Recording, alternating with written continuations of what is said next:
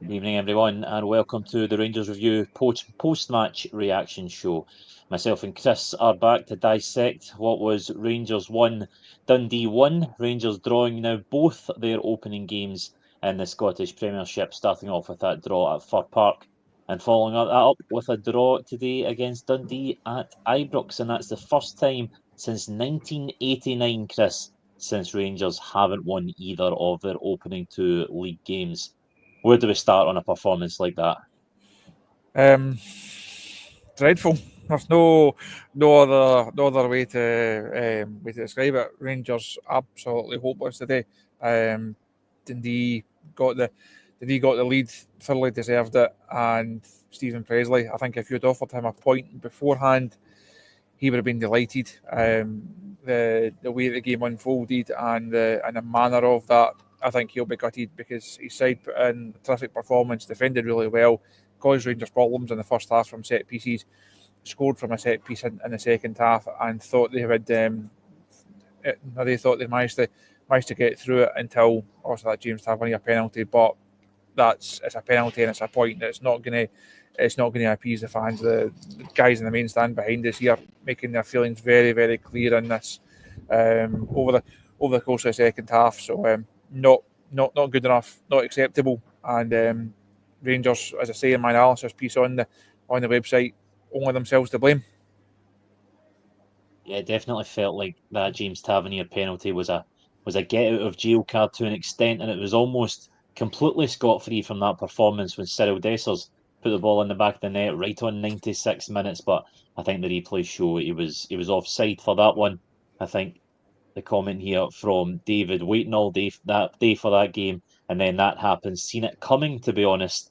And I think that's probably one of the most disappointing things from this afternoon, because leading into this game, I think if you asked every single Rangers fan what their worst fear would be, it would be this unravelling again, as we've seen it so many times before. Rangers coming off the back of a really dominant, really positive performance in Europe, and then they come up against a team that's sitting this low block. They make it hard to break down, and Rangers just didn't look as though they had the urgency to get through them from minute one, which I was really surprised about, because I was expecting Rangers to come flying out the traps this afternoon, especially off the back of that momentum during the week. Russell Martin picking the same team, obviously looking to try and capitalise on that confidence, but it just didn't seem to happen from the first minute, Chris. No, and you can almost get a feeling in games like this. You know how you can almost get a sense of how the game's going to go by how Rangers start and how the opening key phases of the game go. And it was just slow. It was pedestrian. It was all the things that me and Josh did. Also did these videos after every game last season, and you're making the same points. There's not as many aimless crosses into the box as there was at times under Clement, but it was just so slow, so pedestrian, so unimaginative. And as I said there, Rangers get what they deserve today. In fact, even then, did they deserve a point? That might, I think, if you say deserved it, I think that's been a bit too fulsome in your praise for a side that deserves absolutely no praise at all. Yeah, a comment here from Stevie. We keep signing players that can't play in our league. That's the recruitment's always going to come under pressure when Rangers start poorly, and these new signings they've had a tricky start to life here. Aside from Jigga, who I thought played well this afternoon, Oliver Antman, he struggled really to get in the game when there wasn't any space to run into. Another comment here: appalling result and performance, yet hardly seems surprising. Nothing has changed, and again, like you were mentioning there, Chris, it seemed that Rangers reverted to type after it wasn't going well. And I'll be really interested to see what Russell Martin says after this one, because he absolutely took the squad apart after that draw against Malloy. We were there the other week, and he pulled no punches in the post-match press conference. And it'll be interesting to see if he goes again down that route tonight, if he says again about the players that they started trying to do their own thing, because that's what it seemed to look like from near the end of that game. It looked as though players just trying to dig the team out of a hole rather than trying to stick with the system. I think there's a lot of that throughout the whole game. To be honest, I don't think there was a lot of very few moves where Rangers cut Dundee open, or very few phases of play we can say that's what Russell Martin is trying to do with this team, and that's it. That's it really working. There's one in the first half. Jeffrey plays a lovely ball down the channel, and up. I think he could have, I've not seen it again, but I think he could have had a shot rather than trying to put it back across. Apart from that, there's very few moves. It was possession for possession's sake almost. Now Rangers moving it from side to side, not really getting very far. I think that half time they ended with 2/3 of possession and not one shot on goal. No matter who you're playing against at Ibrox, that's never going to win over these fans, and that's never going to appease them. Never ever be acceptable. And so it felt like possession for possession's sake. If a lot of time for that game. Second half, it gets a bit frantic. It gets a bit desperate. You also get down to 10 men, and even the subs, which I'm sure we'll come on to talk about, also Kieran Dowell and a couple of others. It just felt like Rangers, they were hoping that something was going to happen rather than going out their way and working to make it happen. I felt you throw enough stuff at the wall and see what sticks almost. It seems really surprising almost that Rangers, they just, although they had so much possession in that first half, the Dundee keeper, John McCracken, he didn't really have much to do, which I think is the most damning indictment of the way Rangers went about their business today. An interesting comment here: attitudes need to be better. If we can win in Europe at a canter, we can do it in the SPL, and this is something that's constantly being levelled at this Rangers team. I don't think it's disinterest is too strong of a word, but just the tempo of the game. I seen Josh put out a tweet earlier on saying that Russell Martin was, from the very first minutes, he was giving it to his players. It has to be quicker. The tempo has to be sharper. They have to go at a higher pace right from the very first minute. And it just seems to be a recurring issue with this Rangers team that they can't get the pace up from the very first minute in domestic games, especially. But how often has that been the problem? For how many seasons has that been the problem? Again, one of the points I make in my analysis piece talking about the Ibrox record, there's no fear factor here for teams anymore. If you are Dundee, you were right to fancy your chances, just like Hibs were here last season or Motherwell were here last season.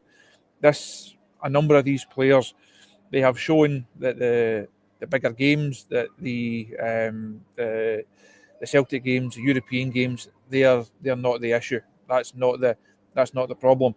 It's the games that, with all respect to the opposition, you should be beating them. Rangers should be able to put a team on the park that beats Dundee relatively comfortably, just like they should have done last season and those ones that I mentioned. It's a mistake that they continually make, and if you continue to make it, you're going to get nowhere. It has to change. The new era, the new way of playing under Russell Martin, people were sceptical. I think was that style of play going to work? You mentioned the two wingers there, very impressive on Tuesday night. Deserved all the praise, all the credit for the performances on Tuesday. But today, limited space, limited impact, and they're not the only ones to suffer from that. But it's a problem that Rangers have to find a solution to. Because if they don't and find it very soon, these fans know what the outcome is. They know how this is going to go because they've seen it season after season after season. Well, let's break down that first half and get into it, Chris. I was taking notes through that game, and I've just got, after about 15 minutes, the word "slow" written in capital letters way across the page, and I think that really summed up the early part of this game. It was, like you said, it was possession for possession's sake. They were just keeping the ball. They were knocking it back side to side. It almost turned into that horseshoe of doom that I think brought back from really bad memories from the last few seasons, where if Rangers can't find the ball through, they just turn back, and they just go in that semicircle just in front of the box. And teams know how to defend that. Teams have seen the blueprint for that, to come to Ibrox and just sit in, and they know that Rangers teams in the past haven't had enough to break them down. And this team today proved that they didn't have enough to break them down either for the most part of this game. The one positive in that early exchanges, Jeff Day coming inside, his ball through down the inside of the Dundee fullback, picking out Jigga. I thought that was one of the rare moments where Rangers kind of cut Dundee open. But even when they were getting a bit of joy with that, they didn't seem to follow that up and keep going down that route. It just looked a bit all over the place. I'm just looking at my own notes from the first half. I've got that Jeffrey one 15 minutes in, 25. There's the Antman move into Gassama, and he shoots high and wide. You think at the Dundee goal, I've got a Rothwell free kick that clipped the wall, keeper not tested, and then the one that Jeffrey kind of drove wide at the Broomloan end, and that's it. That's 45 minutes of Rangers at Ibrox. I mean, that's nowhere near good enough. So you're talking a free kick, a long range effort when the ball breaks, and maybe a couple of moves, but there's just not enough in there at all. And that's now the manager, I think, was right to question mentality and question application and all the things that we spoke about just 7 days ago. It feels like a long time ago already. He's mentioned all that. He's done that. I think this is a game that will raise more questions about his style, what he's trying to do with this side, and certainly the substitutions midway through the second half. Of a lot of angry comments here. Stephen says pathetic, same as last season, and that's a sentiment that's echoed throughout a lot of the comments on today's show. Understandably, a lot of angry fans watching that game. Carry on in the first half. It wasn't as if Rangers didn't have the warning. Dundee, they hit the post. Clark Robertson, he loops his header onto the post, and it just goes back into the arms of Jack Butland. And then, of course, Dundee hit the post again in that first half. So that, of course, one was offside, but it looked as though a goal was more likely for the away team, and Russell Martin must have said that at half time. He must have pointed out to these players that, like, every time the ball comes into the box, it just looked chaotic at the back for Rangers, which shouldn't be how it is at Ibrox. You would imagine that Rangers should have some sort of air of control when defending crosses, but it just seemed that every time Dundee whipped the ball into that box, which, let's be honest, is what Dundee are going to do. I think most fans could have told you before this game that Dundee are going to whip balls into the box and hope for the best, and the fact that Rangers looked so stunned and so unable to deal with that, I think is a concern. And again, it's not a new problem. The Rangers have looked soft, they've looked weak, they've looked susceptible from those type of situations for a long time now. You can't lose goals like that. You can't give up chances like that. I think the second one obviously was offside, but when you get the warning of the first one and Dundee working it and getting that header, as you say, that comes back off the post, Jack Butland's well beaten. He's just happy to turn around and see it coming back towards him rather than that in the far corner of his net. When you have that warning, you can't lose a similar type of chance just a couple of minutes later. Where's the reaction? Who's taking leadership in that situation and saying, look, we need to try and sort this out. It either comes from the sidelines or it comes from the guys on the park. You can't lose another situation like that just a couple of minutes later. And the goal, again, it just comes from a situation that Rangers don't deal with properly. I actually thought when the free kick was given, wouldn't be surprised to see someone actually have a shot at goal. Became evident, obviously, Dundee setting up to actually work it rather than having a direct crack at Jack Butland. And you have to say they worked it really well. But from a Rangers perspective, you don't deal with the first one, you don't then track your man, you don't deal with the second one. It loops over Jack Butland's head. I'm not sure if he could do any more. I've not seen it back to make a judgment on that. But it's a soft, easily avoidable goal for Rangers to lose. Great from a Dundee perspective, they work it really well. But Rangers have to be better than that. They just have to be. Aldo here saying midfield shocking too, but defence can't defend corners or set pieces, and I think that's a fair assumption. Just talking about the goal there, Chris, when the free kick was awarded, Jack Butland, he looked really unhappy with the setup of his wall. He looked quite he wasn't calm waiting for that free kick to come in, and it looked as though Rangers weren't set at all for the free kick. Like you said, it was a bit unclear whether a Dundee player was going to have a pop from there or whether they were going to try and work something, and it just looked so easy. You know, one of those free kicks that happen, it almost goes in half speed, where you can kind of see it unraveling in front of your eyes, and he puts the ball up at the back post, just stands it up there. Dundee win the first header, get it back into the box, and then simple as you like, a big looping header into the back corner, into the far post. And again, it's one of those ones that takes an age to drop in to the far corner, but there was almost an inevitability about it when Rangers just couldn't get their head on the ball. And it's not as if this is not a small Rangers team. That defence, particularly, is at the back two. These are players who do have physical presence, but they just get nowhere near it. And in many occasions, when they were in and around the box, they looked panicked and they looked bullied by this Dundee team.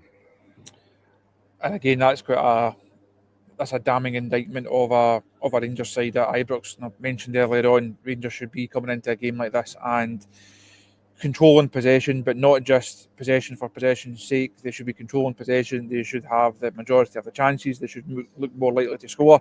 Did they look more likely to score? Now we ran through the Rangers chances there, and you touched on the Dundee ones. It felt that was only one team was actually going to break the deadlock, and it was no surprise when Dundee got it. I think there was one just before that. Gisama does well down the left hand side, worked into Diomande, shot saved. 50 minutes in, that's Rangers' first shot on target. It was a good chance, but not exactly a sitter. And once Dundee get through that, they go up that end of the park, they have that wee spell of pressure, they get their goal, and after that, relatively comfortable. I think there's an alarming lack of urgency about Rangers before the goal. It's natural that once you concede, that people can get up a wee bit, and the crowd also get going a wee bit. But that lack of urgency for a lot of the game has to be a real concern for Russell Martin. One here from Luke. We have brand new ownership and a new era, yet it's the exact same Rangers. Just before the goal, we spoke about how disappointing Rangers were in that opening 45 minutes. Were you surprised that Russell Martin didn't make any changes at half time? I get why he didn't. I think it would have been a case of, you guys have got us in this problem. You go and get us out of it. I don't think he would have been expecting things to go from bad to a whole lot worse before they got better.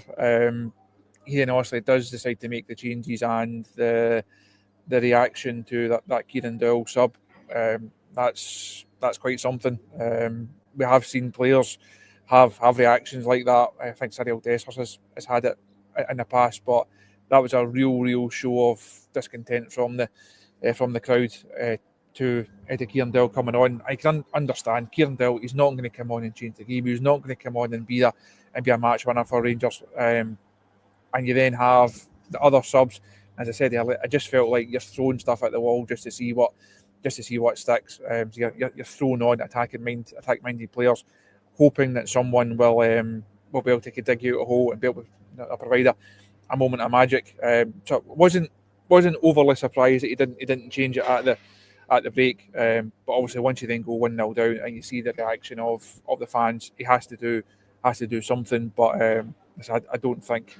No, but we're sitting here for the second week, second Premiership game on the spin, questioning the manager's in-game decisions. Yeah, just touching on that substitution that's seen Kieran Dowell and Nico Raskin come on for Lyle Cameron and Mohamed Diomande just run about the 56th minute, and it was quite something. I was obviously watching here from home. Chris, you were in the stadium. Coming through the TV, it sounded like a really visceral reaction from the Rangers crowd towards Kieran Dowell getting on the park. I hesitate to say it was all on Kieran Dowell, because I think the taking Lyle Cameron out of proceedings, I thought Lyle Cameron had done well. I thought Lyle Cameron was putting himself about. I thought his movement was good, and I think taking him off wouldn't have been a particularly popular move anyway. But we all know that Kieran Dowell, to put it nicely, is not particularly a fan's favourite. But I don't think that kind of reaction can do his confidence any good. No, I don't think. He's a scapegoat, if you like, for the failings now. I don't think he's not been a he's not been a good player for Rangers. I don't think anyone would argue that point. I don't think anyone would say that his time here has been overly successful. But it does feel that he almost sums up the feelings of late, and he sums up the feelings of the fans right now. Now they want this big clear out. They want a number of players to leave the club. He's a guy who, as I said there, he's not going to come on and change the game. He's not going to be a match winner for Rangers. That's just not going to. That's not his. That's not in his locker. But as we said before the game, it's a squad that's still just short of options. So you're looking at that bench. Who are you thinking? Well, it's fine. We can put him on, and he can go and try and change the game. James Tavernier goes from a guy that people were delighted to see out the side in midweek to a guy that you're having to put on because Max Aaron's really, really poor, offered very, very little at right back. So you had to put Tavernier on there, hoping that he can come up with a moment as he's done. Cortez clearly nowhere near it. Again, Russell Martin putting Finlay Curtis on ahead of Cortez. Barron's not a game changer. Dowell's not a game changer. Fernandez, no point. Already a centre half down. Raskin comes on just to try and provide a wee bit of energy. And Curtis and Danilo, again, people have their doubts over their capabilities and their levels. So the squad is still short. I think if you had Moore, if you had Asgard available, that then also changes the makeup of the side and changes the makeup of the bench. But regardless of whether you're a bit short of options or not, there's still more than enough money, there's still more than enough resource in this squad to be a whole lot better against Dundee at Ibrox. And as we come on to the next pivotal point in the match, the sending off of Nasser Jigga. A point here from GT Hume, quite harsh on John Souttar. The sending off is nothing to do with the system. It's to do with Souttar not being good enough and playing a terrible pass.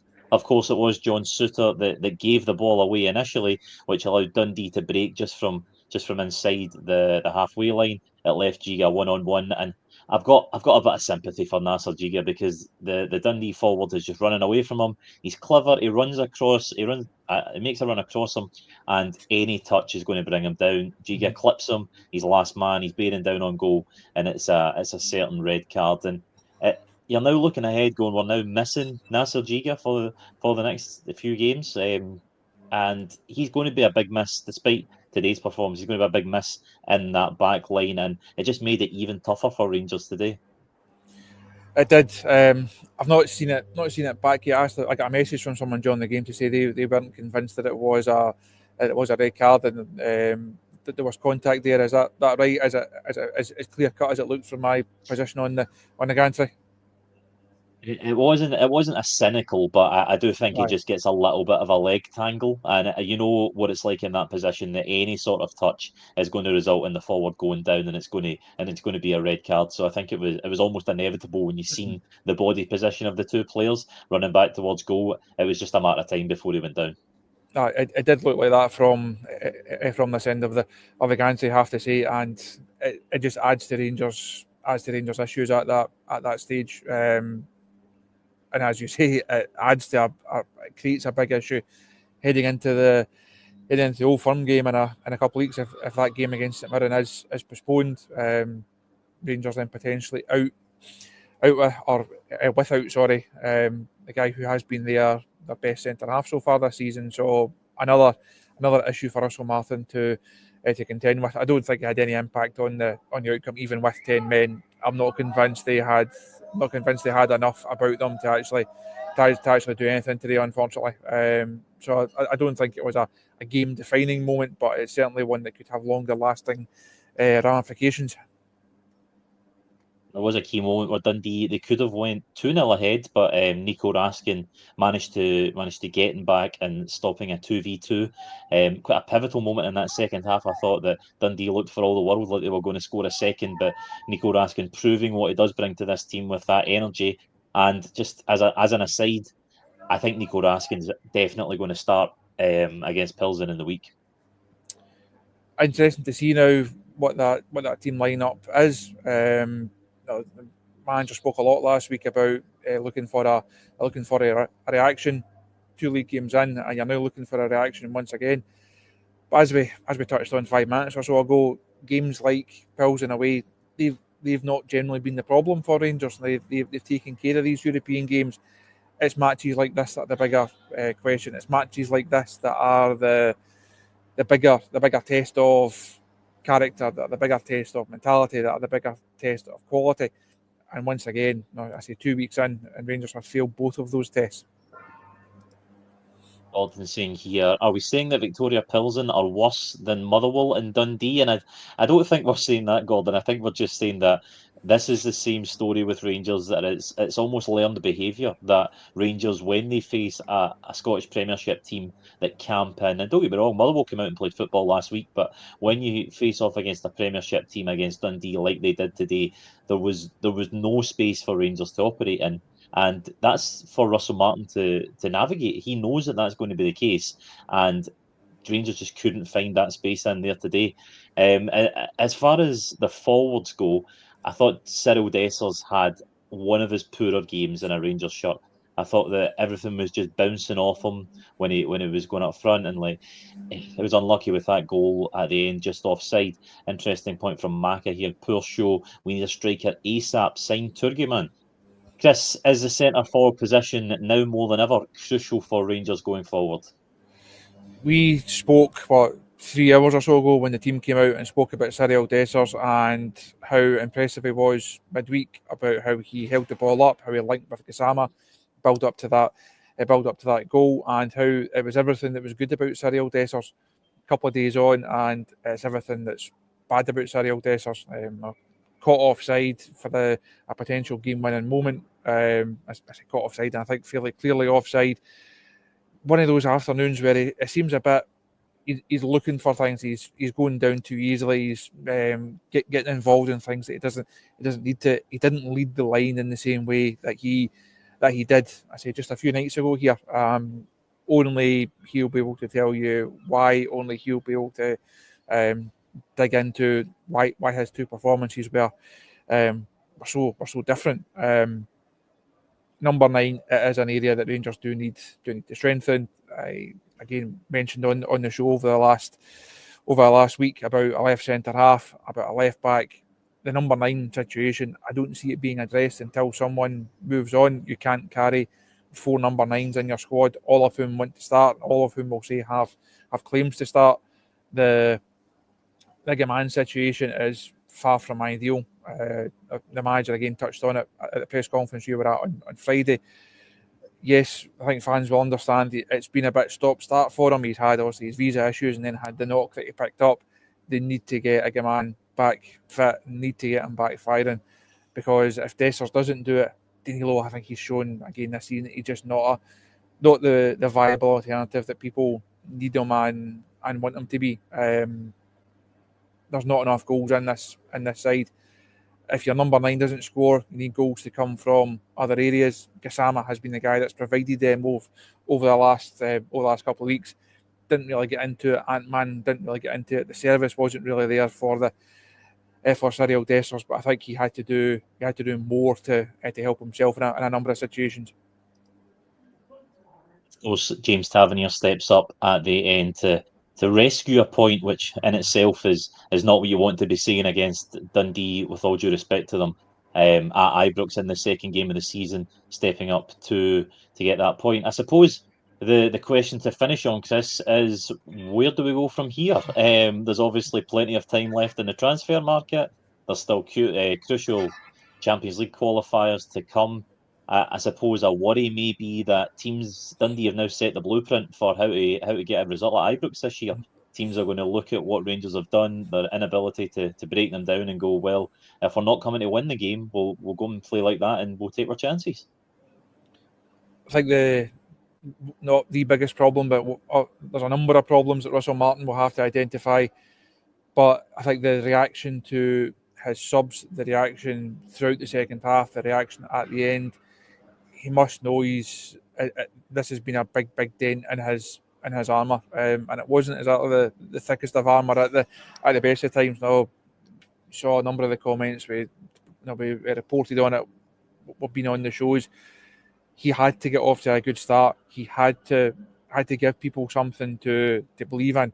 It's fine saying it's a project. It's fine saying it's longer term. It's fine saying The squad's not where it has to be. All of those things are right. But while you're working towards that, you need to give something for the fans to buy into. That's where Philippe Clement failed last season.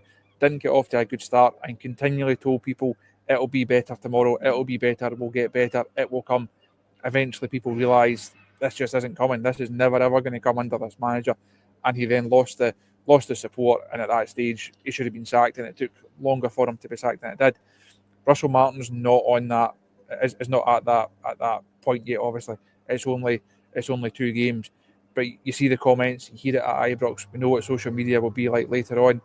He's got a lot of work to do to get people convinced, to get people on board with him. So really interested to see what his press conference is like, how he calls it. Interesting to see what team he picks on Tuesday night now, what the performance is like, what the reaction is like, because he certainly needs it. You've then also got Alloa next weekend. He can't afford anything to go wrong there. So another big week coming up in the world of this football club. As you said, Chris, at the beginning of this programme, it's a game that leaves us with more questions than answers. Thanks a lot for your time and your thoughts on a disappointing afternoon for Rangers at Ibrox, where it finishes Rangers 1, Dundee 1. We'll wait with bated breath to hear what Russell Martin says in the post-match press conference. You'll be able to watch and read every single word of that on the Rangers Review. Thanks again for watching, and thanks for listening.